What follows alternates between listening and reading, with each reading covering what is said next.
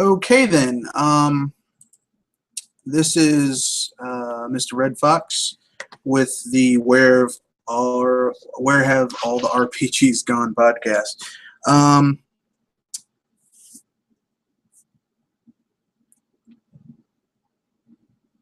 I'm starting it right now just because I don't know if anyone's going to jump in or not. If they don't,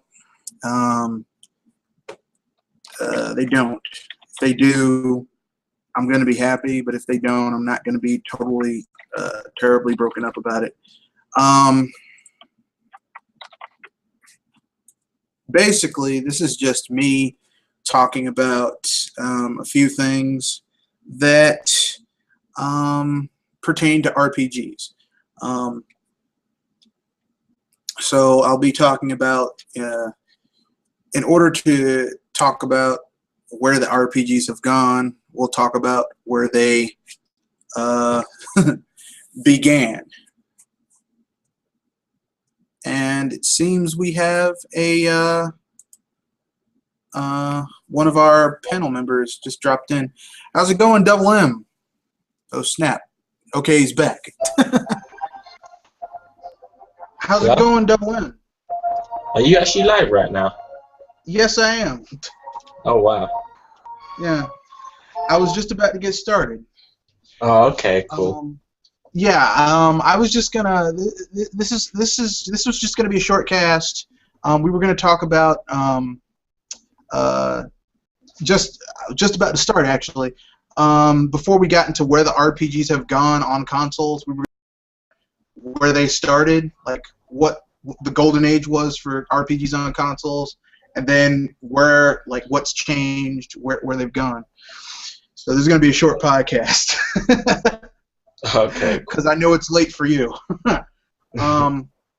So basically, where have all the RPGs gone? First, we need to talk about where they came from. RPGs, as we know them on consoles, are derived from the tabletop games, right? From back in the day, like D&D and stuff like that. Now, the thing that's great about those is that if you had a good dungeon master, or whoever the dungeon master equivalent for whatever tabletop game that was, it could be awesome. But if you had a terrible dungeon master, the game could be really boring and just not fun. So RPGs took the human equation out of it by basically computerizing, using an algorithm to determine when you were going to fight, what you were going to find, random battles, you know. And, that's just how it was. The first RPGs weren't the JRPG style. They were like derivatives of tabletop games where you would have a map and you would be going into a dungeon. It was first-person view, and the battles were notoriously hard, for lack of a better term. The best example of this would be Wizardry. Wizardry is one of the old ones. I mean, there were other ones besides Wizardry, like Rogues Gallery and stuff like that. But Wizardry is like one of the granddaddies of them all. You're actually educating me right now, because obviously I wasn't really around in the time where RPGs first started coming about. Well, I mean, I wasn't really around for those either, but because I'm such a huge RPG nut, I went back and tried to play Wizardry, and it's a hard. The first RPGs were hard as nails, kind of like the first JRPGs were really hard, because people hadn't quite learned how to make them well yet. So basically, that was the start, and then the Japanese got involved with it because, I mean, come on, if you watch any animes whatsoever, I mean, it's like half of them are built on the premise of an RPG. So they basically got involved, and we got the JRPG. The first RPG genre actually started out in America. Yeah, they did. They were, because they were all derivatives of D&D, tabletop style games, and tabletop style games. I'm going to sound like a huge old school tabletop gamer, but when I was a little kid, I played tabletop games, and I've been playing tabletop games for the last 20-some years. So, yeah, that was. So what's I'm one of those tabletop people that games? have Is that like the top-down view? No, tabletop games are where like you create a character, you have character sheets that have your character stats. You have a dungeon master who tells you, who sets the scene. Like a really great dungeon master can set the scene almost as good as you get from a well-written scenario in an RPG, like a modern RPG. But if you had a bad dungeon master, and I've had those too, it's a very unpleasant experience. It's like playing a game where everything is set against you to destroy you. Whereas a good dungeon master is supposed to make the game enjoyable for everyone. But I've had dungeon master exactly. Your dungeon master is basically the person. They're the scenario. They're essentially the equivalent to the scenario writer for your game, right? It's like if you're playing a modern RPG, like you have the writers who write the scenario. You have the people who do the enemy programming, the AI programming, like those people that make the gaming experience work well for you. Well, the Dungeon Master had to do all of that back in the day because it wasn't computerized. So they had to determine when you had a random encounter, a semi-random encounter. They had to keep control of the stats. So like if you were gonna hit, if you were gonna have a critical hit, if you were gonna just completely miss an attack. I mean, a good dungeon master could make a game really good. It's kind of like, have you ever played an RPG where the storyline is so good where you're immersed in it? Like you get to the point where you finally get to face some villain who's like been a thorn in your side, and you're so into it. You're like, man, I'm gonna tear this dude up. You know, like that's what a good dungeon master would do for you back in the day before it was on consoles and stuff like that. Okay. So that's basically what your dungeon master is. But like RPGs kind of shifted onto computers because they wanted to take the dungeon master out of the equation because it got to be a little too involved. Because I mean, it's kind of like, you know how people like to complain and say that Nintendo needs to add more more robust online multiplayer because they don't like want to do local because it's kind of hard getting 5 or 6 people together for some people. Well, that's kind of like how RPGing was back in the day, except there was no internet, so like it was slightly easier. But I mean, over time, people moved away. People people had their own lives to live, and it kind of went on the wayside. But there were people who still wanted to play RPGs, so they created games like Ultima, and like Ultima is like considered one of the granddaddies of Western RPGs, and yet what's his name? The dude, his nickname is Lord British. I forgot his real name. That guy, Richard Garriott, basically all his original Ultima games, like the first 3, were based on like tabletop games he'd play with his friends, like D&D rules tabletop games. So I mean, yeah. So I mean, it's kind of infused, and then it eventually went west. I mean, went west to Japan, and that was when we got the JRPGs, which initially were hard as hell.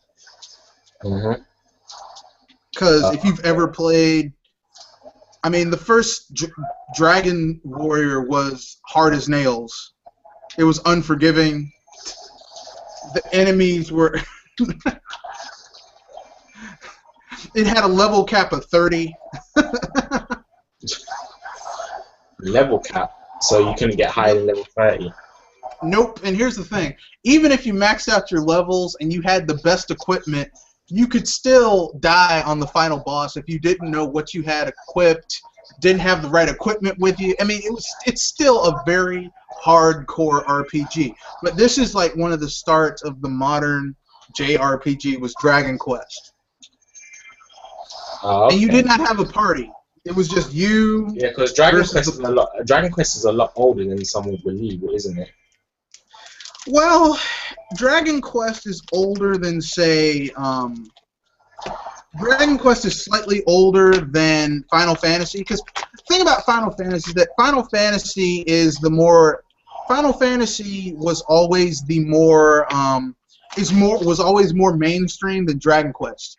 Dragon Quest, like, you notice how like every single Final Fantasy that's come out, like every single one except when they rarely do a sequel, is always almost a completely different game. Like, there's no continuing story. The battle systems, except for the active time battle system that they introduced in 3, like, the battle system is always really different. It's always really, you know, there's no staples. I mean, there's trimmings that are the same. Like, you're always going to have, you know, Fyra and Ice and stuff like that, Cura. But, I mean, like, generally the trappings are the same, but the overworld is different, you know? Yeah, I get what you mean. Whereas Dragon Quest is all one interrelated big-ass story. It's like, kind of different. MMO, isn't it? Well, they made Dragon Quest into an MMO. Because Square bought Enix. Because in Japan, like, Dragon Quest in Japan was actually bigger at one point than Final Fantasy. So Squaresoft got scared because they thought that Enix would basically go international. The only thing that kept Dragon Quest from becoming as big as Final Fantasy worldwide was that they didn't have a good publishing partner overseas. So they could never get their games. So localization for Final Fantasy was just a bit more easier. Well, yeah, and I mean, like, Nintendo. I mean, here's the thing that people won't tell you. Nintendo helped with a lot, like, helped ease the process of a lot of localization for Final Fantasies back in the day, like on the SNES and NES. Then they switched to PlayStation. Final Fantasy never comes to a Nintendo system anymore. Nope. I mean, we got Chronicles, which isn't even really a Final Fantasy game, but whatever. Whatever. But basically, I mean, those were the RPGs. I mean, it was a pretty good system from the 8-bit generation all the way up to I want to say the PS2 generation, which would be the 6th gen, depending on who you ask. So yeah, the 6th gen was great for RPGs on consoles. You also had a decent amount of because especially like in the PS2 era as well, and like with the GameCube as well, you had things like Bates and Capos and Tales of Symphonia. Yep. I mean, you had some really good games on all those systems. Even the original Xbox, you had some good games on that system. And then in the 7th gen, things began to change. Squaresoft bought Enix. Well, when did Squaresoft buy Enix? Well, they did it, I want to say, in the middle of the PS2 generation. Like, in the very middle of the PS2 generation, they bought Enix. And it was like, I thought that was going to be a really cool thing because, you know, I mean, 2 of the greatest RPG makers in Japan joining forces. But you would think that would be something. No, it didn't work out. It did not work out that way. What we got was a lot of really, really bad games. I mean, what's your take on Final Fantasy X? Because I know a lot of people praise Final Fantasy X as being like one of the last good Final Fantasy, but then there's also a camp of people that, you know, thought it was kind of garbage. I think Final Fantasy X, if you look at it objectively, from just if you look at the systems and how it was made, it's the last of Square's pure. It's the last of Square's pure RPGs. Like, it didn't try to be anything else but a modern Final Fantasy of the time. The problem with Final Fantasy X is that if you look deeper into the storyline, the characters, the character growth, I mean, it's no good to have an RPG that has a decent system and a decent storyline if you hate the main character. Like So the main character of Final who's the Fantasy main X is character in Final Titus. Fantasy X? Oh, Is Titus, and Titus is just one of the most. I thought Cloud was in Final Fantasy X still. No, no. Final So Fantasy X is he not there at all? No. Final Fantasy X was the last Nobuo Uematsu. Well, not Nobuo Uematsu. It was the last one made by Sakaguchi. It was the last Square RPG that was strictly made by Hironobu Sakaguchi. And basically, it's kind of like, I mean, it's not a bad game within and of itself, but the protagonist is very typical Japanese, like that what the Japanese like. But I mean, the thing is like the main character in that game is so whiny and annoying that it's like you almost wish he would die in that game. And that's not good in RPG, where you feel like the main character should just be run over by a train. Because it's a thing where you're stuck with that main character from beginning of the RPG to the end, and exactly. RPGs aren't necessarily short. No, and that's the thing. Like, you spend 80 hours in that. You can easily spend 80 hours in Final Fantasy X, and it's like you hate the main character so much. You're like, why do I have to use? And there's some fights you have to use Titus. It's like, I hate this character. There's side characters that are more interesting than this character. He's terrible. I mean, that's the curse of Final Fantasy X. And then Sakaguchi left, and they made Final Fantasy X-2, which, I mean, here's the rule of Final Fantasy. If they make a sequel, the sequel is terrible. So was Final Fantasy X that bad? Was X-2 that bad? X-2 was that bad. X-2 was horrible. Then they made 11, which was an MMO, which, I mean... yeah. What I never understood. What was with Square Enix and going between standard Final Fantasy RPG to MMO to standard Final Fantasy to MMO? It was like a common trend for them. You know, basically, here's what I think, and I have no evidence to back this up, but this is my personal opinion. Yeah. I think Square Enix wants to gauge how much they can gouge their audience, right? Because with an MMO, you have to pay a subscription fee, and that's steady money. And Square Enix, I mean, they want to increase their revenue. I mean, any business wants to increase their revenue. But gouging your customers by giving them by taking advantage of them, because they want to play a certain franchise, a game in franchises, is not the way. Like Final Fantasy XI, I had a subscription for that back in the day. I had it for a year. And I can tell you right now, I never want to play that game again. It was awful. Okay. Well, it was terrible. It's like there's certain Final Fantasy games. I mean, don't really take my word for it, because I'm not a huge Final Fantasy fan. But like, it seems like there's certain Final Fantasy games that just fade into obscurity. Like, I didn't really hear much about Final Fantasy 8 or 9, and I didn't really hear much about Final Fantasy 12.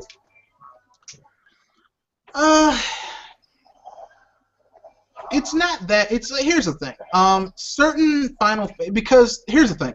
It takes so long for Square to make a new RPG, like a new installment in the Final Fantasy franchise, that the audience moves on. So you basically get new people who are coming in, and they alienate the old audience. So it's kind of like the audience for Final Fantasy is constantly shrinking, and they can't get those people back because they've been hurt so many times. You know, it's like, I mean, it's like you're in a relationship. When you buy a franchise year in, year out, you're in a relationship, and you want certain things. And in return, they get certain things from you. And when you feel alienated, it's really hard for you to come back, you know? So would you say that the Final Fantasy audience today is not the Final Fantasy audience from, like, back when?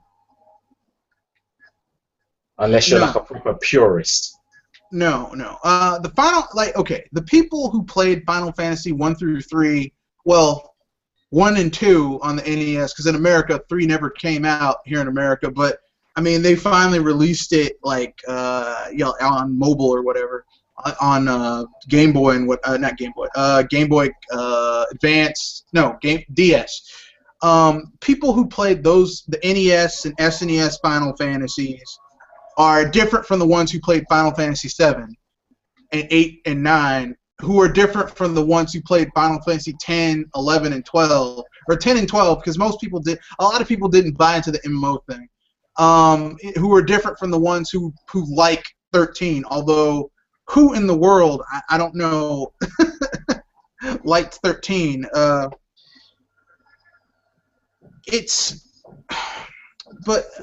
the thing is this, the audience moves on, because, I mean, okay, let me put it this way. The last time we saw, they made, Final Fantasy 13 came out, the original came out, like, I want to say 4 or 5 years ago, and they made 2 sequels using the same engine, which is why they came out so quickly. And each one sold less than the other one. Okay. And that's not how it normally works in video games. Normally, the sequels sell more than the original. Mhm. I hear you. So, did you play the Final Fantasy 13 trilogy? Yes. And did it get from bad to worse, or did it get from bad to somewhat better, or? It was actually, to tell you the truth, it was kind of like a, a bell curve. Meaning? A bell curve where it starts out low and then it reaches a plateau and then it starts to go down again. Mhm. Yeah, that's what happened. Except the thing is like the high point wasn't all that high, and the low points were really bad. The first Final Fantasy 13 was the pacing was terrible. The game design wasn't very good for a Final Fantasy game. It was made into quite a linear game, wasn't it? I want to say the first 50 to 55% of that game is very linear. You're led from point A to point B to point C, and then once you get to the second half of the game, then it opens up. But the thing is like, who wants to invest 30, 40 hours into a game just to get to the point where you can do what most RPGs have been doing for 15, 20 years, which is give you this huge world to explore, find towns, do side quests. You can't even do that in the beginning of this game. It's like they do everything in their power to make this game linear, like very simplistic in the beginning, and then they throw a lot of tutorials at you, mandatory tutorials, and a lot of movies and FMV scenes. It's just a forgettable protagonist. Mhm. And what about Final Fantasy 13 2? Because that was like 20 hours long or something like that. No, 2 was actually better than 1, but 1 was so bad that it wouldn't have taken much to go to 2. Some people praise 13.2 because it had a more open world, it had towns you could visit, and it had kind of a time travel component. But the thing is like Square Enix has already done this with Chrono Trigger, and Chrono Trigger did it better. So it felt very rehashed in a way, and it still had utterly forgettable characters that really I had a very difficult time caring about. And what about Final Fantasy? What about Lightning Returns? That game was 20 hours long. At the Wasn't most. Final Fantasy 13 about 20 hours long? 13.2, I mean. 13.3. No, 13.2 actually was like, I want to say 40 to 50 hours if you breeze through it. Maybe 60, 70 if you do all the side quests. 13.3. Because I'm thinking 13.2, from what a lot of people are saying, they say it was only about 20 hours long. No. 13.2, the first one was incredibly long. The second one was shorter than the first one, but like if you breeze through 13.2, maybe you could do it in 20 or 30. If you do all the side quests and mess around like most people do in RPGs, 40, 50. 13. I know 13.1, you could have easily put in about 90 hours into that. Yeah. But half of that was unskippable FMV. But 13.3 is the one that just, I mean, it's a single player dump over everything. It's an action RPG, and you're on a timer. And if you don't complete the game by the timer, it's automatic game over. I mean, basically. Do you have to start again, or do you just start from a certain point? the game is just really like. It's a poor attempt to make. It's a poor attempt to make a Majora's Mask style RPG. Put it like that. I wouldn't even say that much. I'd say that basically, okay, Square Enix did not make their money with 13. So they took the engine and they made 13 too. They still didn't make their money back. So they took the engine, and they made 13.3. They're like, okay, we got to make some money off of this. I think Final Fantasy 13 is like, let me put it this way. I don't have much hope for the Final Fantasy franchise. And what about Final Fantasy 14? It's an MMO. It's an MMO. It's better than 11, but I mean, 11 was pretty horrible. Like, let me put it this way. One of the most basic enemies in Final Fantasy are called Flan. They're like slimes. They're normally in most Final Fantasy games, they're pushover enemies in the beginning of the game. There was a Flan in that game that you had to basically form a guild and get 20 to 30 characters together who were decently leveled in order to take out. And this was like a normal enemy. That's what I call bullshit. And what about what are your views on like 15 at the moment? I think that it's probably, I mean, here's the thing. I want it to be good. I want to love Final Fantasy again, but it's probably going to be shit. I'm sorry, but I've got to be honest, just from looking at the game, I mean, graphically it looks good, but looking at the game and the style that it is in, it doesn't really seem like an RPG. No, it doesn't feel like Final Fantasy. Mm-hmm. You know what I mean? It feels like it looks like it's a bit of a hack and slash. Yeah, I mean, like, here's the thing. Square Enix is desperately trying to revive Final Fantasy, but it's going to be really hard because they fired the dude who made all of their good Final Fantasy games. And the people who were Sakaguchi. And the people who were like, here's what people don't understand, okay? Who makes Bravely Default? That was let me look that up real quick. Bravely Default was made by they were like, the people who made Bravely Default were like a second party studio. They don't work for Square. They were contracted out to make Bravely Default. Oh, okay. They did. I mean, they were, you know, kind of like how Platinum was contracted out to make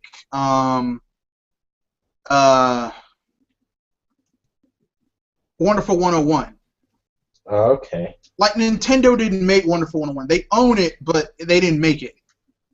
Yeah, Silicon Studio. Yeah, Silicon Studio is a second party studio, and they made 3D Dot Game Heroes and Bravely Default and Fantastica.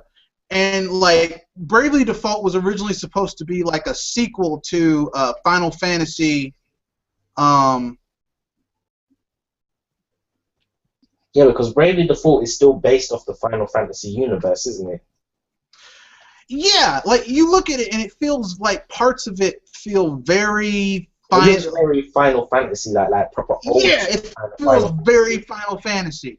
But then you play it and you're like, what the hey? This isn't Final Fantasy. Because basically, I mean, Bravely Default feels like more of a Final Fantasy game than Final Fantasy 13, which tells you something. Because, like I said, the people who made the people who made Final isn't a lot of the people who make Bravely Default some of the original people who made Final Fantasy? Well, they're the people who made the handheld Final Fantasies. The 3DS and the DS Final Fantasies were made by the same team. So, of course, they know how to make Final Fantasies because they've been making Final Fantasies.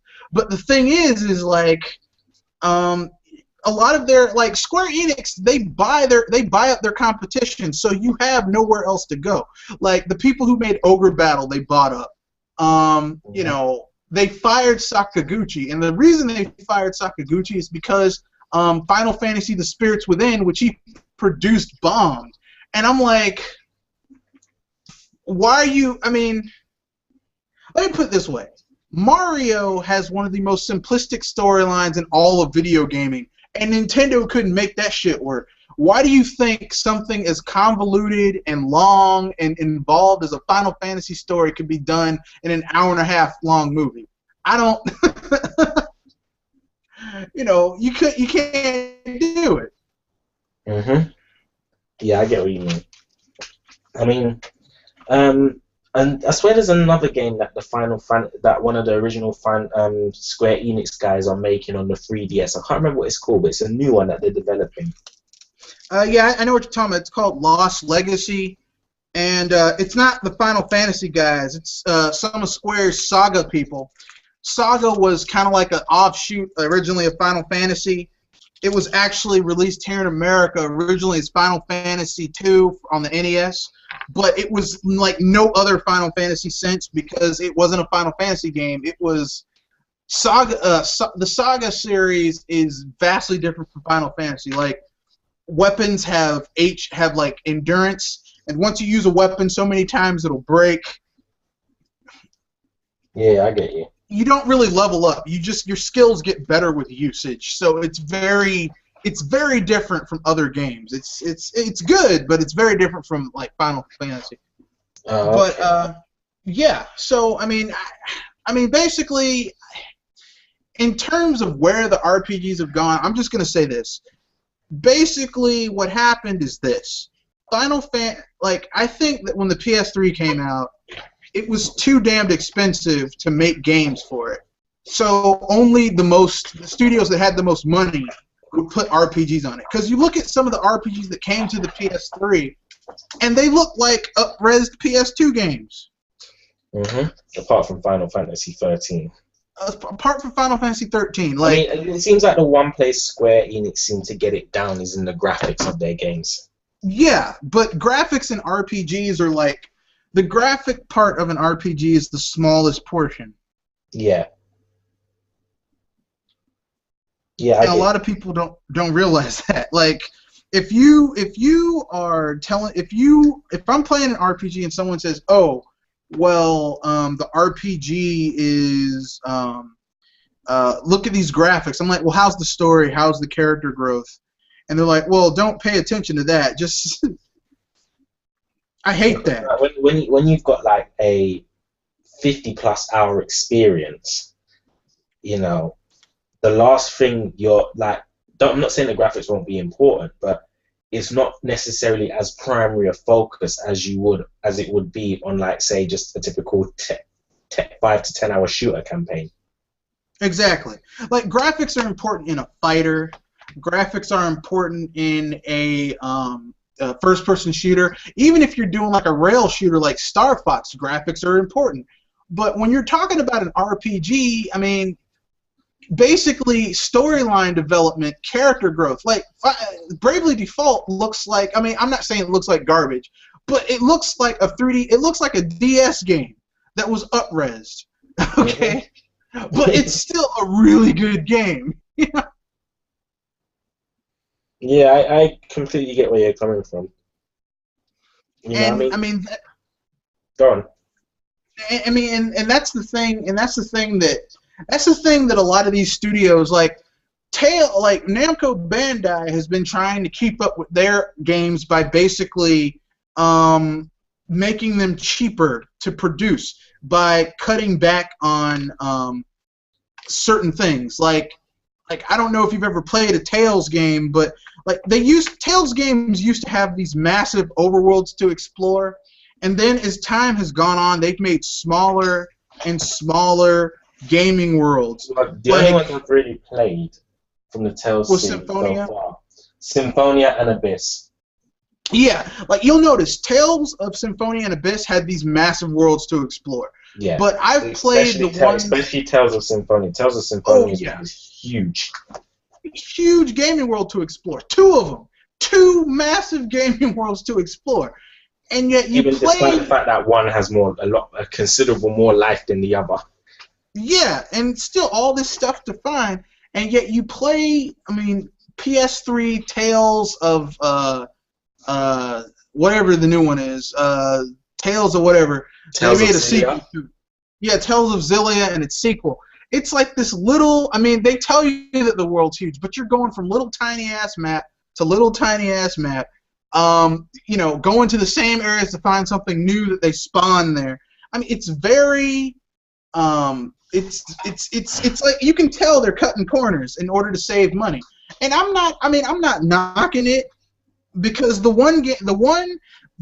because and some people would say, well, they're doing that because they're trying to save money on the PS3. Look, Tales of Graces started life as a Wii game, and that game is very limited. And you can't tell me that you have a bigger gaming world with more stuff going on the GameCube and PS2 than you have on a Wii game, unless they're cutting corners so they can save their money. And that's what they're doing. And what about Tales of Symphonia 2? Oh god, that game sucked. I mean, it had, like, here's the thing. Tales, basically, the sequel was handled badly.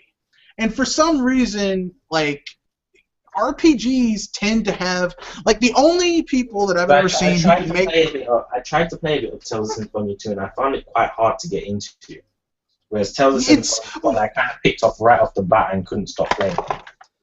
Well, I mean, first of all, I mean, the thing is this, okay? They wanted to do a new protagonist, which was their first mistake.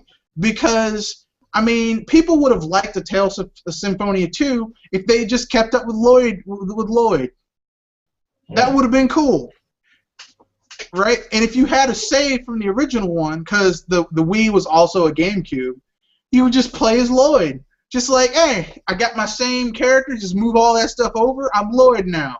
And then, maybe have you go into a new world with, like, stronger enemies, a new story. That would have been a better game, but instead they did this weird thing with this new character, and Lloyd, you could get Lloyd as, like, a secondary character later on in the game. It was just, it wasn't very well executed. Yeah, I hear you. Sadly, it wasn't well executed. Which leads me to our final bit. Where do you think RPGs are going? Because we've talked about a lot of negative stuff and what they were back in the day, how they've gone wrong.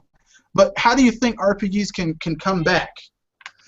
In all honesty, I think they kind of need to take a page out of Xenoblade, because Xenoblade was kind of like a revival for the old school kind of RPGs. I mean, they blended the best of open world design with story-driven focus, which I thought was brilliant in my opinion, because usually when you have an RPG, whether it's a JRPG or a Western RPG, usually the two differences between JRPGs and Western RPGs tend to be very open world, but there's not really a strong focus on story.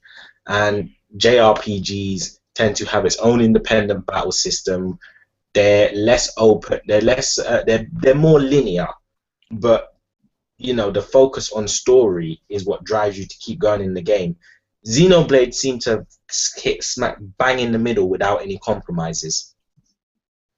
Whereas you had this open world where you can explore, you could talk to people, do other side missions and stuff like that. You could move anywhere you see on the map.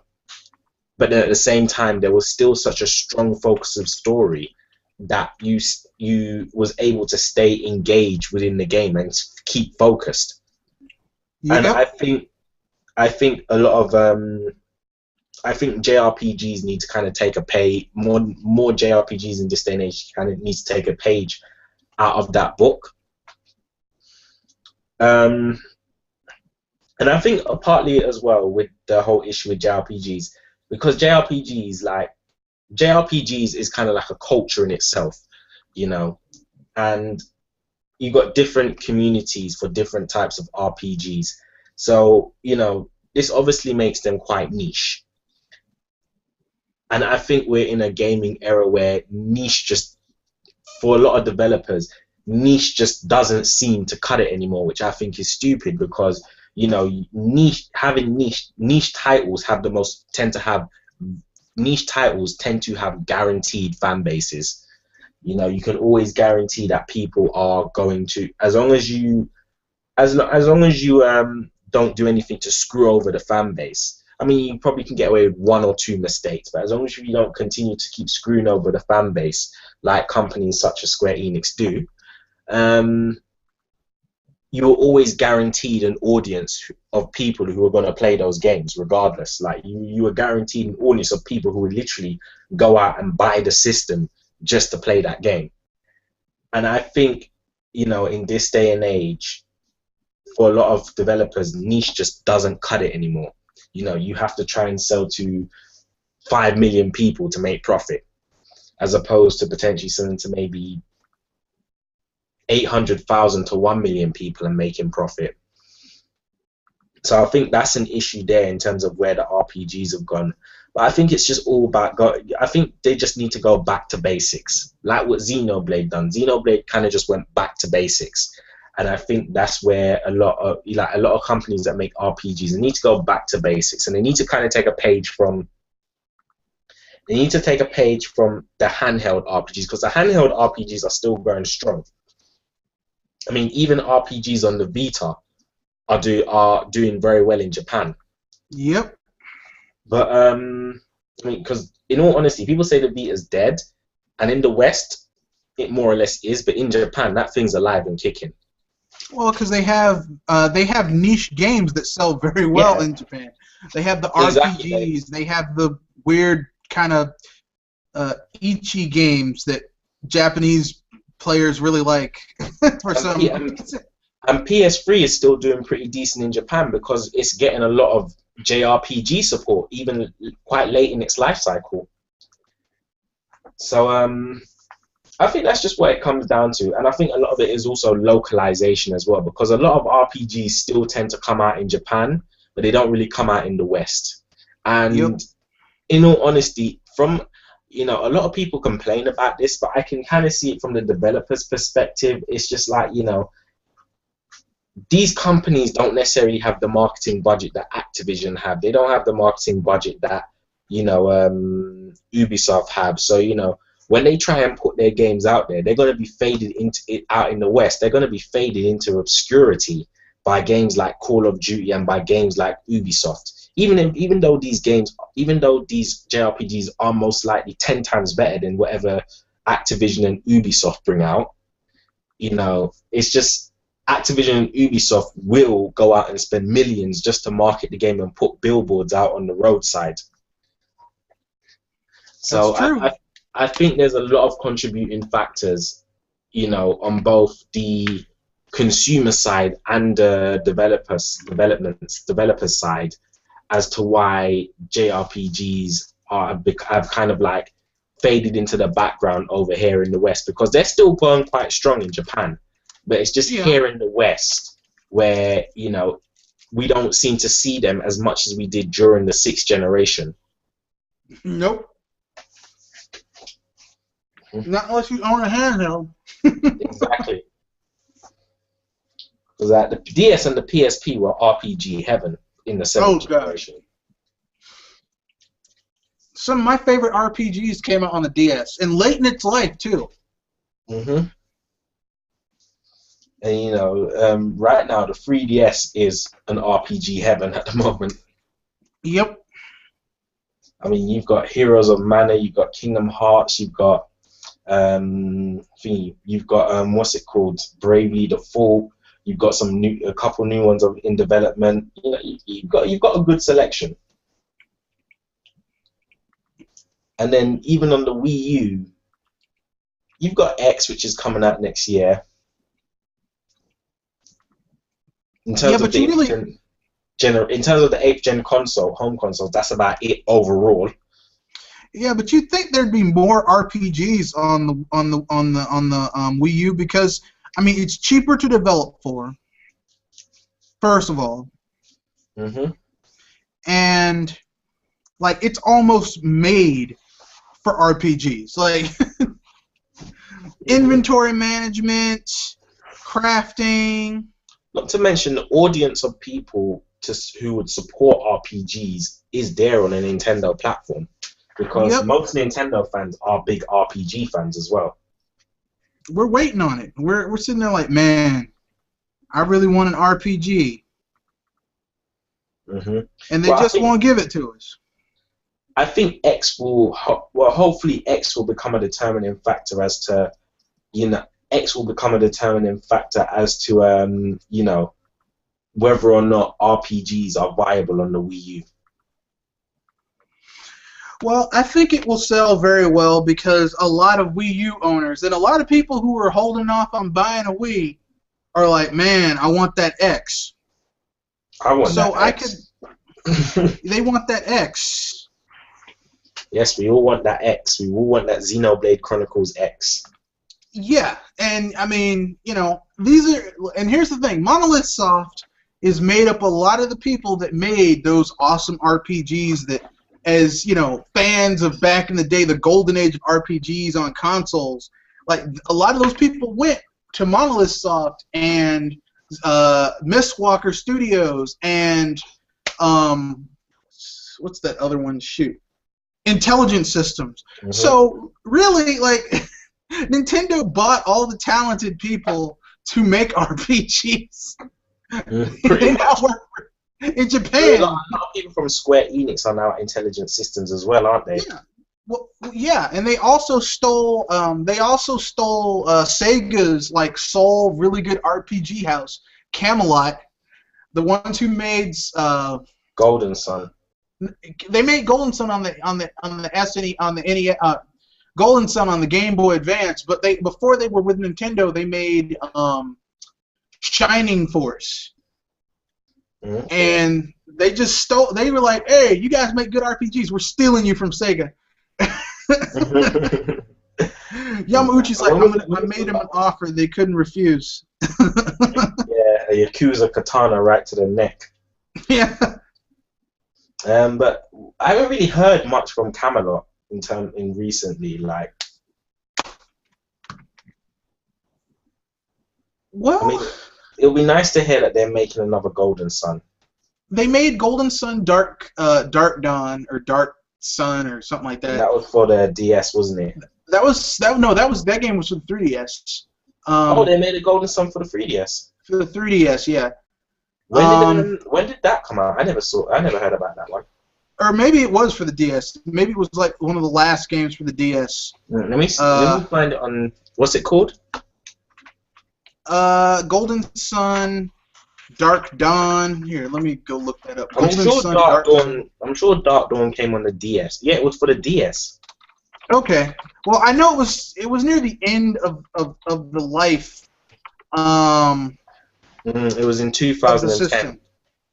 Yeah, it was near the end of the life of the DS, and I remember getting it because I was like, man, I gotta play it. It wasn't as good as the first two Golden Suns though. Well, it was a good game though, wasn't it? It was good. The best, to tell you the truth. I mean, I up to now I haven't played the second Golden Sun, which I really need to, but I played the first one and it was amazing. Yeah, the first one was really good. The sequel to that one, where you could carry all your stuff over, really, if Nintendo really wanted Dark Dawn to do really well, they should have ported the original Golden Sun and the second one, had a dual thing, and then released the third one. And I'm pretty sure it wouldn't have cost them that much money to do that. But sometimes Nintendo does some baffling things. And I don't ask questions because, as a business owner, my company has only my business has only been in. I've only been in business for 3.5 years, and who am I to tell a 125-year-old company how to run their business? You know what I'm saying? This is why I don't really criticize Nintendo so much. I mean, don't get me wrong. Don't get me wrong. There's things that they do I don't like, but. Yeah. A lot of times, it's just I can't expect them to be perfect. Well, I mean, it's not even that. I'm just look, if someone has managed to run a pretty darn good business for 125 years, and they're still marching on, who are we to tell them how to run their company? I mean, I can't say shit. Look, I've been in business for 3.5 years. I haven't even gotten because they say if you own a business, most businesses fold in their first 5 years. These people have been in business and for let's see, they've been in business 5 times 25 uh, 25 years, which means they have beaten the 5-year. You might go bankrupt in 5 years 25 times in a row. So who am I to tell them how to run their business? Mm-hmm. I mean, I don't see Sony reaching 125 years. I don't. I'm sorry. I don't see it happening. Had to throw that one in there. Yeah. I know Sony fans like to sit there and get mad. Look, I'm just saying. Look, I'm sorry, but the Sony fan base is partly the reason why the Sony fanboys are partly the reason why Sony's going down the pot. Well, I won't go that far. I will say this much. RPG. Yeah, the reason I say that is because they support Sony's bad practices, and because they support Sony's bad practices, Sony continues to do them. Well, I mean, the thing is like Sony's giving them what they want. Like, okay, they don't want Ratchet and Clank. They don't want Jak and Daxter. They want these movies. They want like cinematic experiences. They just want to prove that they have the biggest balls, and Sony is just doing everything to support that. Yeah, and they want a system that it costs so much money to make a game on that system. You know. Well, this is the thing. This is the thing about business. People don't. It's the thing about business and about life in general and consuming. Consumers don't realize what their demands. Consumers don't realize how much their demands cost. They demand for all these things like they're entitled and so on and so forth, but they don't realize how much their demands are costing, not just the company, but what is potentially costing the world in general. Yep. Like, you know, it's like when we go to buy. It's like when people want to buy nice clothes at a cheap price. You don't realize. It's like when people want to buy nice clothes at a cheap price and they're demanding it. You don't realize what some countries are going through to make those clothes so they can be so cheap in the first place. Well, you go to the sweatshop, you look at the land that they're clear cutting in order to grow whatever material it is that they make the clothes out of, which includes the displaced habitat of the endangered creatures that are like, that's the only place where they live, so they're gone. That's priceless. The people who are forced to work in these sweatshop conditions with no health insurance, no real money being made, their lives are garbage. It's reverberating effects. But, you know, I mean, my point is just this.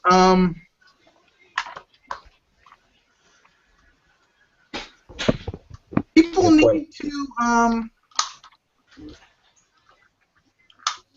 need to understand that, you know, everything comes at a price. Yep. And like I said, I don't look. Let me put it this way. I don't ask, like, as a gamer, I want Nintendo to do certain things for me, but I also want them to be in business so they can keep on giving me games in the future. Exactly. And, you know, I'm not going to ask them to do things that are going to make them lose a lot of money. Like, people are saying, well, we want voice chat. It would be great if we had voice chat. I would love it. But voice chat costs a lot of money. And Nintendo is cheap. And even though their online service... Nintendo are purebred Japanese in the way they do things. It's not that they're cheap. They're effective with their money. Yeah. Well, like I said, that's why I said they're very Japanese in the way they do things. Like, you know, they aren't going to spend money on stupid crap. To us, it comes across. To us, it comes across as cheap, but in Japanese culture, that comes across as being thrifty. efficient. Yeah, it's thrifty. Well, I mean, here's the thing. Okay, like, okay, for example, but sometimes their thriftiness is to our benefit. For example, okay, Nintendo could have done what Sony did when they made their handheld, the 3DS, right? They could have said, you know what, we're going to make proprietary memory that's going to cost, it's going to be very expensive, and you can only use it on one device, and the rest of you guys go to you know what. Nintendo's like, no, we're not going to do that. That's the pain in the behind. It's just a pain. What we're going to do is we're going to give people SD cards. They're going to use SD cards, and you know what? We're going to throw in a 2 gig one. Yeah, we'll put the memory. We'll put the memory of the card. It'll be in blocks. The memory itself, the digital form of the memory will be proprietary, but the actual cards, anyone can go get one. You know. Pretty much. And that's Nintendo being cheap, but they pass on that savings to you, the gamer, because it's like with the Wii U, like, you know, instead of stuffing a massive hard drive in there, you know, they said, well, you know what, you could just use your own externals. Yeah. You know, and that would be a terrible thing. I mean, some people were complaining, but I was like, look, I've got a 2 terabyte hard drive just laying around my house that I have not used from back when I was in college. Well, no, I wasn't in college. I graduated. And I was like, I'll hook that thing up. Boom. I've got more memory than than the other 2 8th gen consoles right there. Furthermore, that memory is being used a lot more efficiently. Yeah, yeah.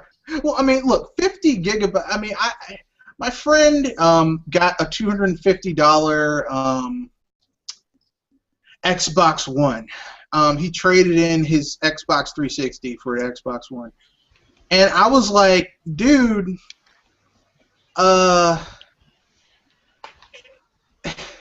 it's got allegedly it has 500 gigabytes of hard drive. 500 gigs, but then they did the update in order to not make it so that you need to always be connected to the internet in order to play your games, and that was 100 gigs right there. So you've got 400 gigs to play around with, then another 70, like 50. And then every game requires a mandatory install. Yeah. No, you had another 50 gigs that they had to use in order to disable how much memory the Kinect uses. So. Are you serious? I didn't know it took up that much. Yeah, room. like. Well, I mean, because the thing is this, okay? Microsoft rolled the dice on. They wanted the Xbox One to be the Wii of the 8th gen. Here's the difference, though. The Wii of the 7th gen didn't cost. Yeah. The Wii of the 7th gen was that the controls were very intuitive. There wasn't a lot of BS hanging on with the. And it was cost effective. Yeah, it was very cost effective, and it was intuitive. Like anyone could go and buy a Wii. You can get a Wii Mini. I mean, it doesn't have the functionality of a Wii. You can get a second-hand Wii for like $50. Yeah, you can get a Wii. It's like, I mean, it's a great time to own an older console at this point in time. Now, the downside is that there's tons of shovelware, but, you know, whatever. There's also tons of amazing games. Well, that's the thing. You got to dig through for the good stuff. That's the only thing. Most of the Wii's best games are like hidden gems. Yeah, like Zack and Wiki. Looks like a shovelware game. It was not that expensive for Capcom to make, but it's a really good adventure game. Yeah, it's so good. I haven't played it yet. I keep on hearing that name pop up, Zack and Wiki. Go on Amazon. You can order it for cheap. Isaiah, what'd you think I'm about to do? It's like $7 or $8, and with shipping, if you don't have Prime, maybe like, I don't know, 12. Dude, I got 12, Prime. 13. Keep it going. It's really good. It's one of the best adventure games I've played on a console in a long time. And I'm not a big. And Wiki. Yeah. Wiki spelled W-I-K-I. Yep. Wikipedia. I found it. I found it. It's really good. It's $32. Dang! They must have found out. $46.55. Oops, I take that back. It's become a rarity. It's $47 basically. It's shoot. But you better get it while it's cheap. It's really good. All right, I'll put it in my cart. I'm glad I kept my copy. I I'm don't know glad. what to buy right now, I'm but I'll glad I keep it on kept my. cart. Oh, good God! Hey, man, you don't want to get a used one?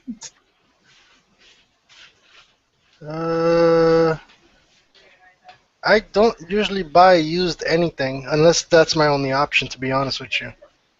It's really good. It's Alright, I guess. I like, guess. I guess I could give GameStop some. yeah, you don't need it. Look, trust me, man. It didn't come with any special things unless you absolutely have to read the game booklet. And the game, I mean, it's really look. It's a Wii game. It's very intuitive. The two. I mean, you shouldn't have to pay almost $50 for. I mean, it's really good, but it's not $50 good. Because when I got it, it was like $19.99.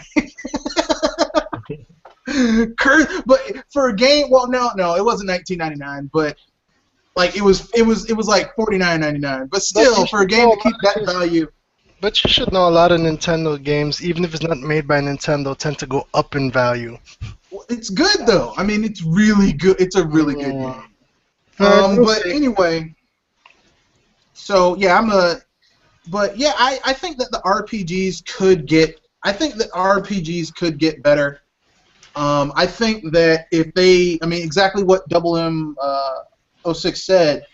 You know, if they go back to basics, I think Final Fantasy could come back if they go back to basics. If Yeah, they I, stop I, They trying could. to, They just need to because yeah, Final Fantasy is one of my favorite series of all times, and these last I couple love of it. games are, yeah. they Well, are. they've been pretty bad since 10. Like 10, I mean, Okay, if you this put is aside the main character, was a solid RPG, but after 10, it just was downhill. this is where I speak blasphemy, but I can't deny it. I actually liked 12. It was different. No, 12 isn't bad. I liked playing. I used to set up some intricate gambits, and I used to really go to town on people. Yeah, 12 is not that bad. The thing that ruined 12 for me was that I just did not like half the characters in that game. Oh Like yeah, their personalities needed work. the princess was a waste of time. The former knight whose twin brother, spoiler alert, whose twin brother murdered the princess's father and ruined the I mean, it's just Yeah, the story the is so story convoluted. the story is garbage. I'm talking about the gameplay mechanics. Like if you slap that The into, gameplay mechanics are pretty cool.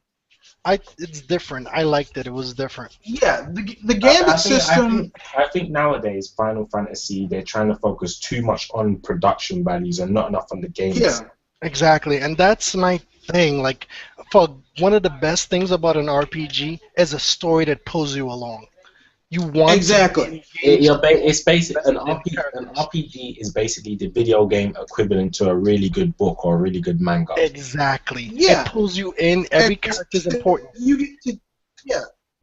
Except you get to choose how it plays out, Exactly. right? You get to choose what and you get to happens. and you get to who play dies, and you get to play some awesome battles along the way. Mm-hmm.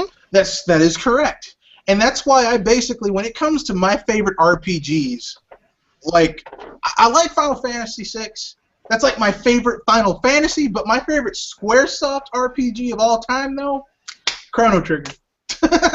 Well, dude, that's one of the things me and you can definitely agree on. Is that I can't. I mean, is the best Final Fantasy of all time. it's the best but their best RPG, Chrono Trigger. The best RPG is Chrono Trigger. Although I will say this, I have an extreme weakness for Final Fantasy Tactics. It has a special place in my heart. I like Tactics, but the thing about Tactics is that, like, the first one had a very deep, intricate story, but I'm not talking about the spin-offs.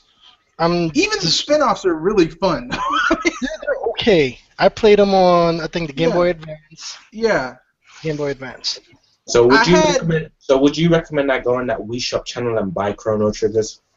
Oh, dude, Yep. come on. Do it. That's a hell yes. Do it. Chrono Trigger is like, because here's the thing. Go on Wikipedia and look up how Chrono Trigger was created. It literally was 5 of the most talented You're breaking up.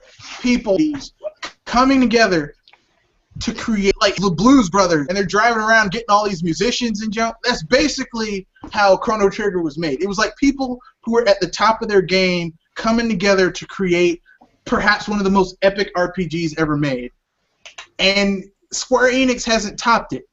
They haven't even come close. It has ridiculous amount of playtime value. There's multiple endings, multiple pathways. Yep. It's crazy. And then the DS version, they added more content. Yeah, they added another 2 endings.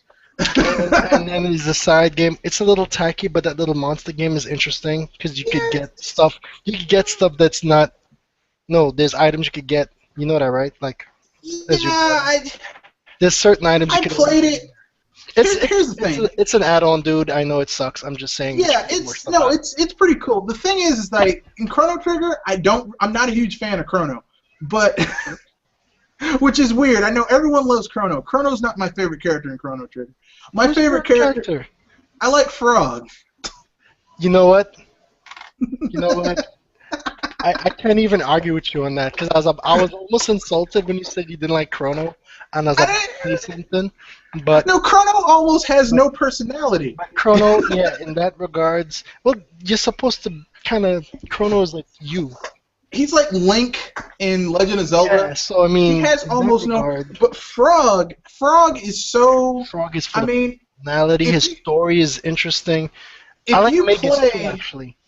If you play the PS1 version of this game, where they have the FMVs, Frog friggin' cuts a mountain in half.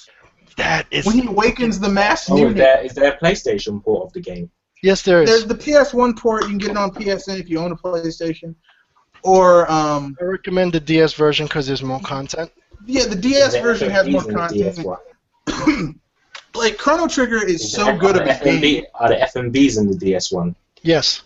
Yes. Chrono Trigger is such a good game that it's so good. It's like one of the best RPGs that Squaresoft ever made. No. Like which one is the better storyline? Frog?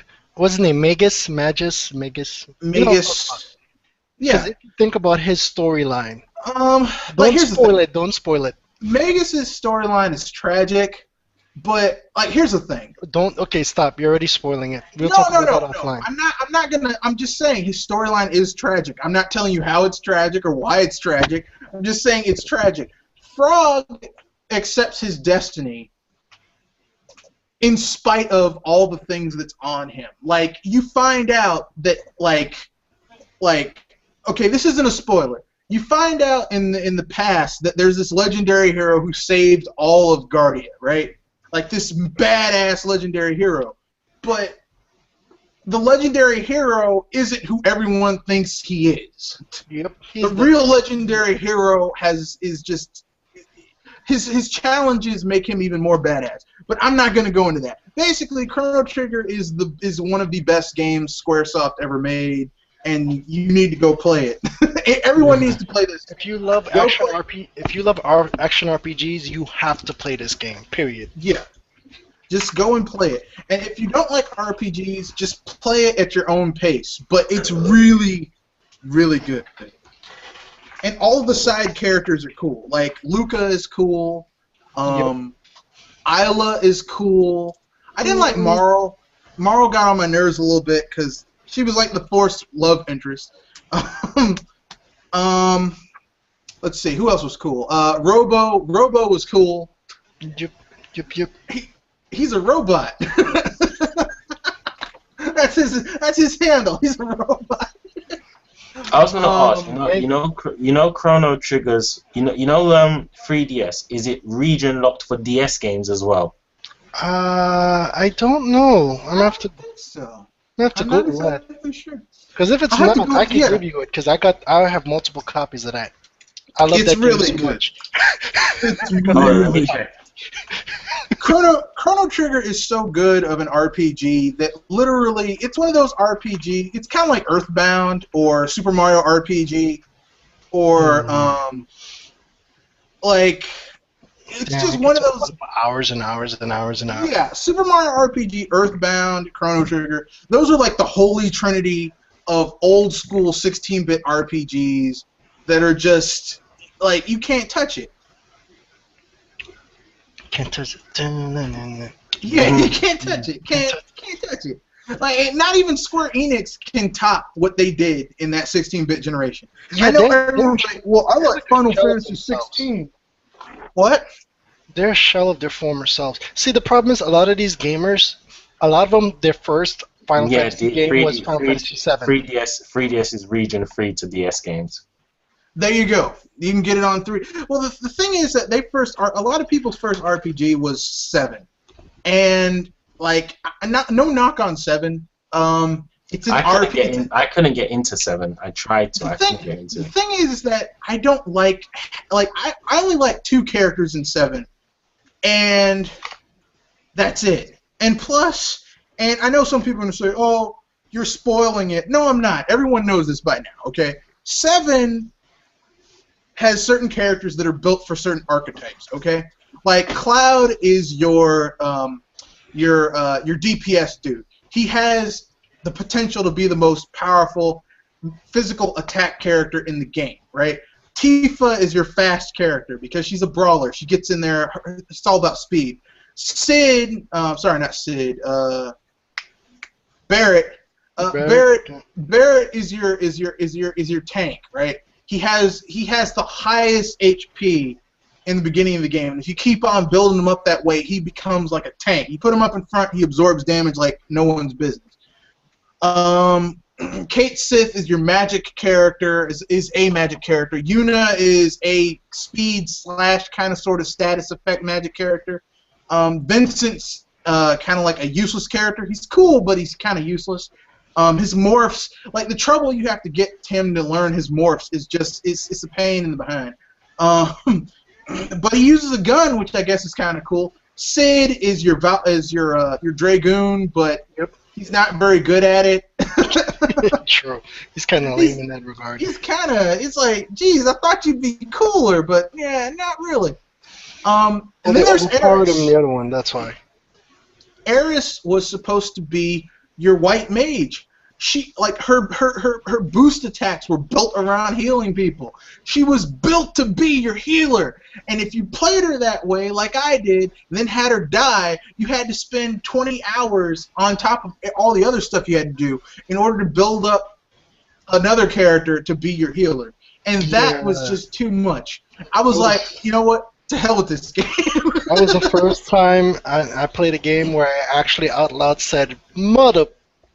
That was, and like some people like, wasn't a shock? Didn't you feel connected to Eris? Yeah, she was my healer. Do you know how hard it is to build up a new character? God, I raged. So in Final Fantasy VII, if you lose your character, do you lose them for good or something? No. Eris is killed for purposes of storyline. But it's like a blank storyline. It's like they kill her off and they never get into why she was killed, what purpose she served. They just kill her off. I'm like, you killed off my white mage.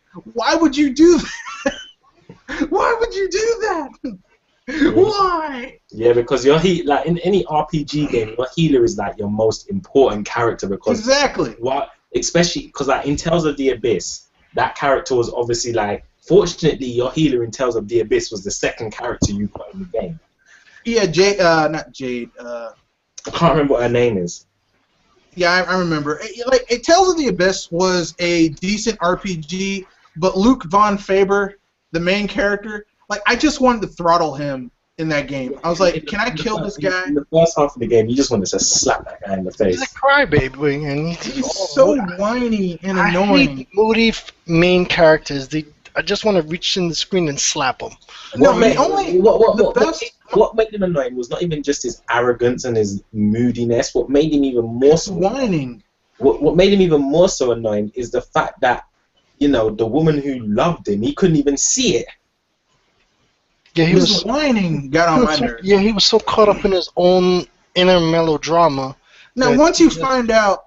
Well, Cloud is a little bit like that, too, but anyways. Well, the thing is, I was like... Then you also had... Then you also... I can't remember what that girl is. The one that uses the double thing or the... No. The one that was engaged to Ash originally. Oh, crap, brain fart. I can't remember her name, but she was just annoying every second, crying over the one guy. Yeah, well, here's the thing.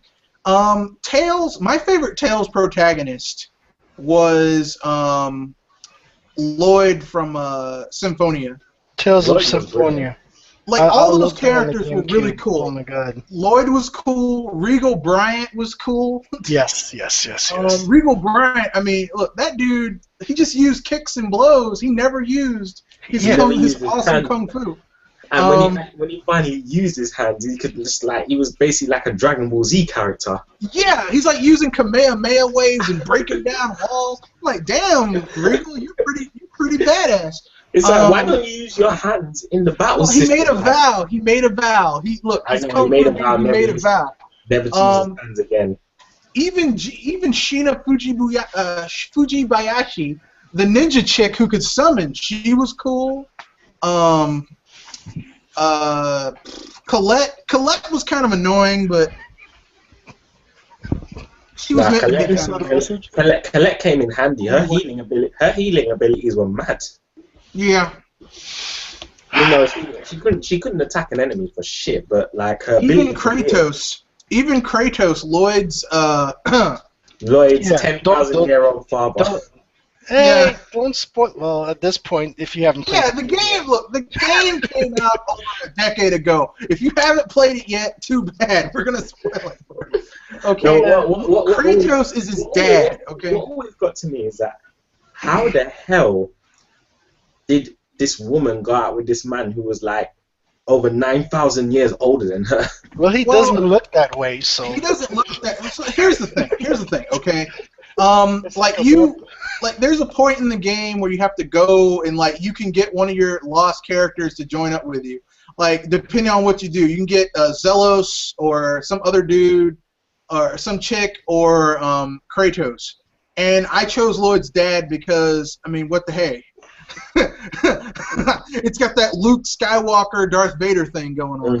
Exactly. So I did that, and the dude's like, well, why did you? He's like, well, look, by the time I found out this dude was evil, it's like he was so much more powerful than I was. There's not much I could really do at the time, you know. But I mean, he does get his revenge. He kills the dude who killed his wife, and then he helps you find the elemental blades. Forge the elemental blades, and Which then badass. Sorry. Yeah, he lets Lloyd he lets Lloyd transform into his ultimate form, which makes him strong enough to go up against the main bad guy in the game, which is pretty sweet. So you know. But yeah, but that the main bad guy of the game was an annoying douche. Oh yeah, it felt good killing him. Oh yeah. Oh yes. That was. You have to die. I feel good killing you. I was so glad when he died. I had no compassion for him whatsoever. He got on my nerves, especially when he turned into that whiny little kid. Yeah, tried to turn my best friend against me in that game. Then he's gonna whine and complain, create this entire farce in order to perpetuate a woman who was dying and didn't want to live. But yeah, I think. In all honesty, if there was never good healers in JRPG games, we'd be pretty much fucked. Yeah, well, any game, you need a good healer. You need someone who can keep you in the fight. You know. Exactly. Yep, because in RPG you never know when somebody comes out of nowhere and lays a smackdown. And there's always these few characters that just have. There's always these few enemies that you face that have these basically one hit kill attacks.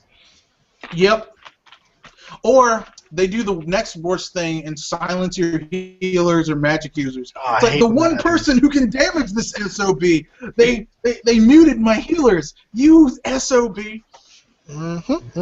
Anyone ever played an RPG and they got to the point where like everyone was dead except for your main character? And you're doing the best you can, and you're like, maybe this next attack will finish him.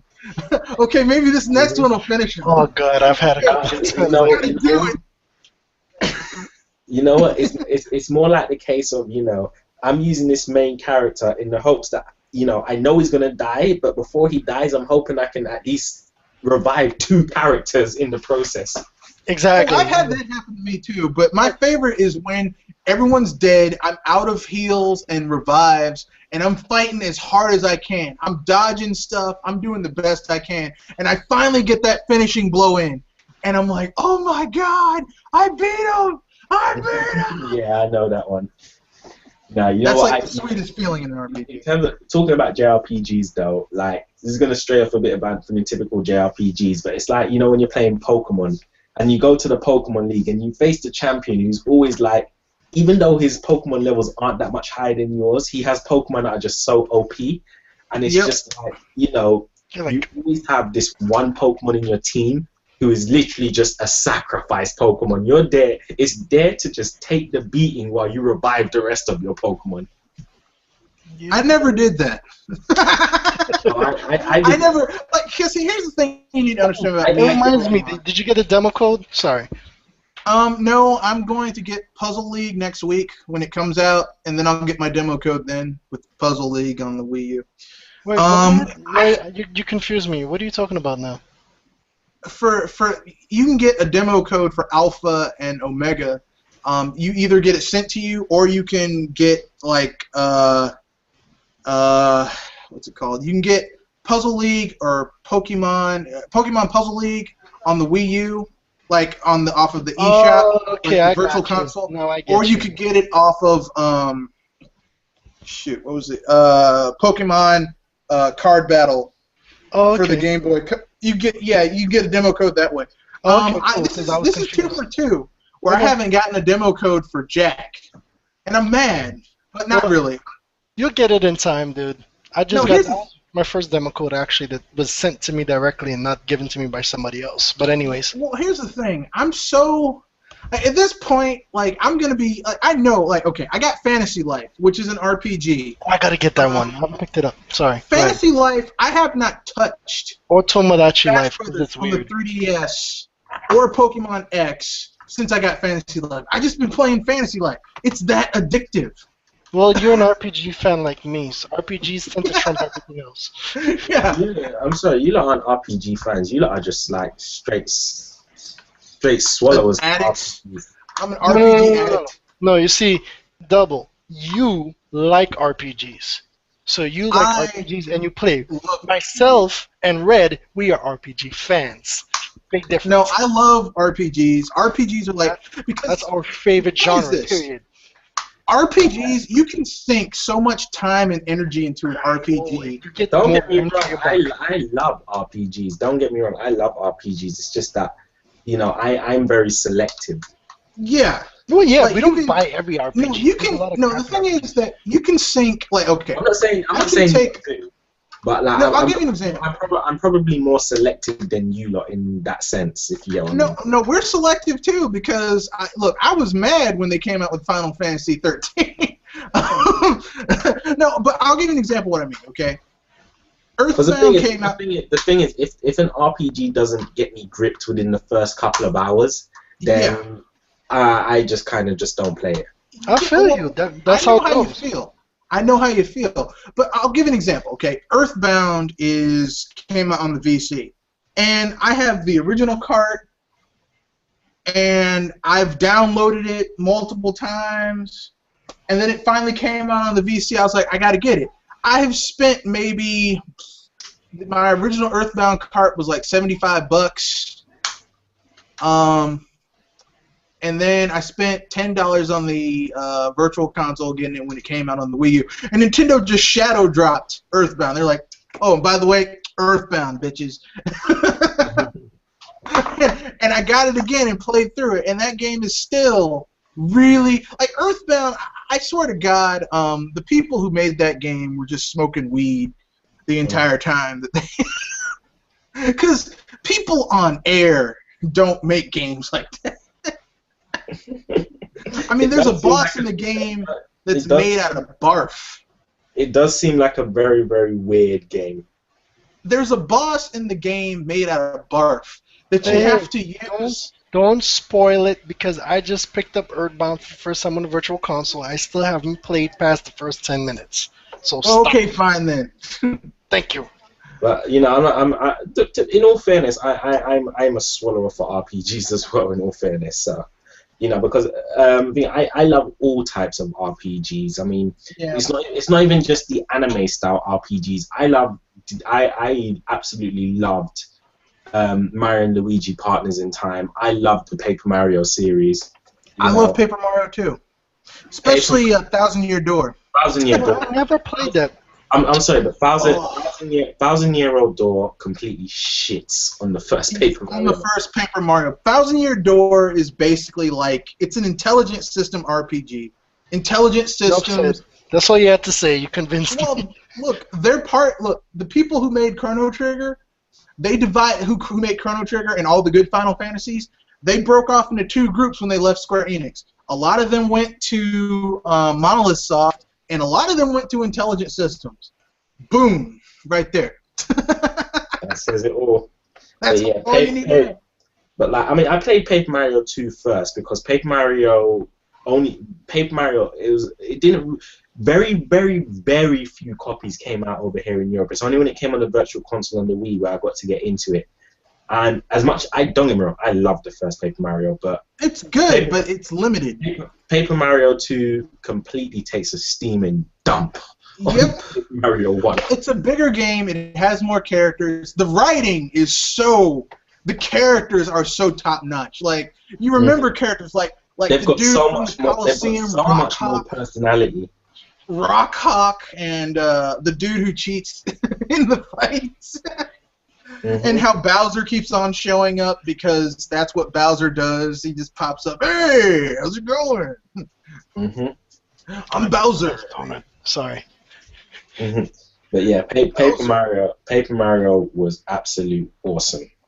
And then they made Super Paper Mario, which was terrible. But I'm sorry, I just had mixed feelings, and I never touched the Paper Mario series. To be honest with you, Super Paper Mario just didn't look Mario. But Red loves RPGs just as much as me. If he says it's a good game, it's probably a good game, so I'll check it out. Thousand Year Door, if you get a chance, if you own a Wii, not a Wii U, a Wii, and because I wouldn't tell anyone to go back and find a GameCube. If you own a Wii, you're doing yourself a disservice. Or if your GameCube still works and you still have it, and you haven't played Paper Mario, slap yourself and go and buy it now. No, go get Thousand Year Door. So Go get Thousand Year Door. Go get Thousand Year Door. It's not going to be one of the best RPGs, Baton Katos. After seeing what happened with Super Smash Brothers, I think by this time next year we'll have some GameCube Virtual Console games coming out. Yeah. I mean, even though Nintendo said we're not sneaky, and there's no way they just released the GameCube controller just for 5 people. Yeah, they just haven't done anything yet, but that doesn't mean they have anything in the works. You have to remember, Nintendo likes to say things precisely to mess with people. Yeah. Well, look what Sakurai did. He was like, "Here's 50 things you need to know." Turned out to be 54 or 53 or something like that. So do you remember when Sakurai originally talked about Smash Bros? He said he never intended to put any DLC in there whatsoever, and look what we're getting. No, that's so Nintendo can encourage people to buy both versions. I know what they're doing. They're like, "Look, free if you get both versions." Oh, and by the way, you want that soundtrack, that awesome 400 song soundtrack on two CD discs? It's not going to be all 400 tracks. It's not going to be all 400 tracks, though. And if you fiend in for some Mewtwo action, buy both versions. Mm-hmm. Yeah, you want that Mewtwo action. Even though that Smash Direct made the 3DS version of Smash look like garbage, but yeah. Yeah, I mean it did. Here's the thing, though. It almost made me want to just delete my Smash Brothers and be like, and then wait. But here's the sad thing. Jamie 3DS version. Jamie Butterworth had the right idea when you dropped that shit in the bin. No, and here's the thing. The 3DS version of Smash Brothers isn't a bad game. It's a good game, but compared to the Wii version, it's garbage. Clearly going to be inferior to the Wii version. No, it's not. Certain people. It's not a bad game at all. It's not a bad game at all. But I mean, and for a handheld, I can understand. It's you can't really get much better on a handheld. But compared to what I saw from that Wii U 50 Things Direct, they made the 3DS version look like absolute garbage. Yeah, but let's be frank. Nintendo made a lot of people's games look like garbage in that Direct. Yep. Not just their own shit. Yeah, sorry. Pretty much. Basically, I've already content in that game is insane. Look, I've already called my my local pizza place. I'm like, look, I got my friends. They know November 23rd, they're coming over that night. They're going to spend the next 2 days. We're going to be camping out in my basement with pizza, drinks. Where do you live again, dude? Soft and hard variety. What? Where do you live again, dude? I live in Northern Virginia, son. I might have to make a trip your way. We're going to be playing that shit. We're going to be playing that shit for I think we should all just organize a Gamers at Large holiday just so we can have 8-player Smash in one room. Oh, dude, just you're already doing that. Didn't you get the Gamers at Large? Okay, we'll talk later, Micah. Sorry. Go ahead, Red. Yeah, just beat the heck out of everybody, and that's what we should be doing. And when you say beat the heck out of everybody, you mean me beating everyone's ass at the game. I understand. Well, okay, what's your main character? Who are you maining? Huh? Who's your main character? Who's the character that you're most comfortable with? Link, of course. Link. I like Link myself. I love playing as Link because Link is very versatile. He can do aerial. He can do on the ground. If you know how to use his weapons, he can control the arena. It's really nice. But my favorite characters for just beating down people, just don't care, just tearing up people. Ganondorf, Donkey Kong. That would be, for me, Greninja. If you want to do Ganondorf and Brawl. Ganondorf and Donkey Kong are just so much fun. Just smashing and just tearing up people for no reason. Just for me, get out of my face. For me, in an 8-player Smash, it's gonna be Samus because regardless of who it misses, someone's getting hit by that charge shot and knocked out when 8 players are on screen. Yeah, that's a good point. Especially if you do it at an angle in the right position, it's almost just hard as hell to dodge that. All I'm saying is let's hope we're not doing custom matches because if I get the chance to use a dense charge shot with Samus, no one's surviving. Note to self, if he has Samus and we're all playing 8 players, dogpile his ass. Don't give him a chance. Look, that is internet bullying, and you can be. Oh yeah, that's right. Dang, we can't do that. That's internet bullying. You lot clearly have not seen the dense charge shot and what it's capable of. It is the most deceiving custom move ever. It is extremely powerful, but it is so slow. But here's the thing: it moves at such a slow pace that even when you miss it, you could still get hit by it. Because it's just like if someone throws you into it, it's moving that slow. I got you. Knock you out. Because you might end up falling right back on it. It's a deceiving thing. You think that just because you missed it, that you're out of the waters, but you're not. That dense. Seems like a fun game. Huh? Seems like a fun thing to add. It's one of Samus's custom moves. I like Samus. She is so badass. Yes, she is. She is badass and she is hot. And if she was a real woman, me and her would be making some serious babies right now. No, you wouldn't. She's got baggage. She's got emotional baggage on a level that it'd be I am fully aware of her. I am fully aware of her emotional baggage, and I am fully aware that one wrong move could cost me my life. But I don't care. It's Samus. So basically, you're saying that crazy chicks are the best. No, I'm saying no. I'm saying that crazy chicks are an exception when their name is Samus Aran. Well, we have definitely gone over time, so I guess we'll give our sign-offs, and everyone can give their what they're planning on doing, and then we'll wrap it up. So I Right. guess we'll start with by order of appearance. So I guess it'll be from latest to earliest. So I guess it'll be first you, Good Shepherd, then Double M06, and then myself, and then we'll wrap it up, and everyone can go on with their merry business, because I know it's late for Double M06. So, go, Mr. Good Shepherd. Oh, I thought it was the other way around, but okay.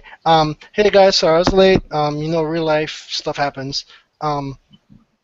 Hopefully you guys enjoyed the chat. I want to talk more about RPGs with a better structure, not your structure, then it is bad, but I'm babbling. Okay. The giveaway is still happening. Sorry it was late regarding Bayonetta 2. I just haven't had time to make a video, so I'm gonna fix that soon. So check out my channel regarding that. Still support Operation Platinum. The game is out, but that's okay. They still need to support Operation Platinum because it's not just about that game, it's about supporting good third parties. That's it. Hope you all have a good night. I'm out. Yeah, okay, it's Double MMO6, as you all know, as Disciple from DGC for Gamers. As you know, we're all pretty much, three of us here are pretty much straight swallow semen for RPG games. That is a given right there. But as I always say, play your games, enjoy your games, and just have fun. I don't really have no plans for the moment. It's just going to be an if and when thing, like Shep said, real life. That's what's kind of hitting me at the moment. So, you know, I haven't really, you know, anything that comes on YouTube at the moment is an if and when thing. So, y'all know how it is out there. But, you know, if you ain't into RPGs, if you ain't into JRPGs, then I don't know what you're doing with your life. Peace.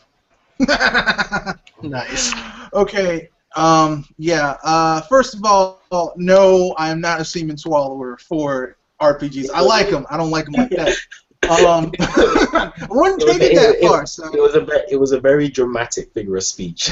I obviously don't literally mean yeah, very dramatic. But aside from that, yeah, I do love JRPGs and RPGs.